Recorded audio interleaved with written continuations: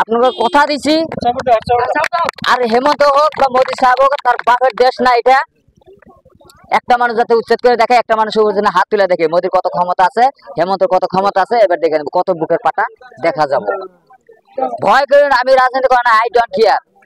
আমি ভয় করে রাজনৈতিক না।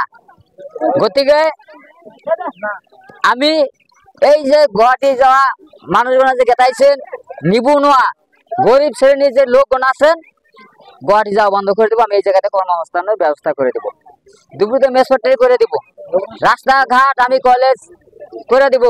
যে স্টুডেন্ট পড়াশোনা পারতাইছে না, তাকে পড়াশোনার ব্যবস্থা করে দিব। আমি বিনামূল্যে করে আমি বিদ্যুৎ ফ্রি দিম, বিনামূল্যে করে আমি দিম। মহিলা সকলে আধা দামত রন্ধন গ্যাস দিম। যে আপনাকে এবার বিদেশি করলে মানে বহুতই হয়, মানে এক প্রকার হয়, যেহেতু নগাঁও আর চালানি, আপনারা চালানিকে হাঁটান। চালানি আমাদের দেখাল, আপনার আমাদের লোকাল ক্যান্ডিডেট হিসাবে বিজেপি কয়েছে মামা চাচার ভোট না লাগে, মিয়া ভোট না লাগে, দাড়ি টুপি থাকা ভোট না লাগে। আজকে কার ভোট নিবার আছে? আচ্ছা, কার ভোট নিবার আছে? মামা জানছে শুকুরে এবার জয় জয় ময় ময়। গতিকে এবার মামা তুমি হাজু হয়ে থাকো জেলে যাওয়ার কারণে। তুমি যে উচ্ছেদ করেছিলা, যে অন্যায় করেছিলা, যে টার্গেট করে আমাকে যে তুল্য তাসিল্য করেছে, যেমান মানুষ এনকাউন্টার করে মারিছে, তুমি এবার হাজু হয়ে থাকো জেলে যাওয়ার কারণে। আমি একটু কথা কই দিব, আমি মামা কম পাইছে শুকুরে এবার এড়িয়ে দিছু, রাইজে আমাকে পাঠিয়ে দিব।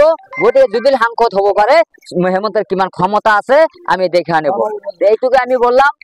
যদি আমার ভাষণের মাধ্যমে কিবা একটা ভুল ত্রুটি হয়, হয়তো আপনাদের ছেলে বা কোনোবার ভাইস্তা, কোনোবার ভাই হিসাবে, আমাকে ছোট ভাই হিসেবে আপনারা ক্ষমা করবে।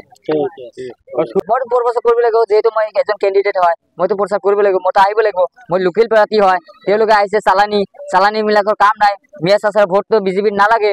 গতিকে এবার লোকাল হিসেবে তো সুকেলি আছে, তার বাইরে তো কোনে আছে। চালানি তো নিবিচারে। যে রকিবুলকে ডিটেনশন ক্যাম্প বনাই গৈছে, সেই রকিবুলে কেতিয়া কোনে ভোট দিব? জনে ডি ভোটার বনাই থৈ গৈছে, তাক কোনে ভোট দিব? আজি দুখীয়া মানুহ এটা ঘৰ বনাওঁতে কিমান টাইম লাগে? সেইবিলাক মানুহক ঘৰ ভাঙি দিয়া একমাত্ৰ নায়ক হলে রকিবুলে। আজি তেওঁলোকে মাটিৰ বাট্টা কিয় দিয়া নাই? হিতেশ্বৰ গৈ থাকোতে কৈছে অসমত বাংলাদেশী আছে 30 লাখ। এই কথাটো আপোনালোকে চিন্তা কৰিব। যি কংগ্ৰেছ থাকোতে আজি নীলি বাৰ্তা হৈছিলে, যি কংগ্ৰেছ থাকোতে আজি IMDD হৈছিলে, যি কংগ্ৰেছ থাকোতে আজি রকিবুল থাকোতে আজি BDC গোষ্ঠী অংগ হৈছে, তেওঁ লণ্ডন বল খেলা চাবলৈ যায়। সেই রকিবুলক আপোনালোকে কি কৰিব? ৰাইজে কাৰণে কি কৰিব? রকিবুল নিশ্চয় আপোনালোকে জানে।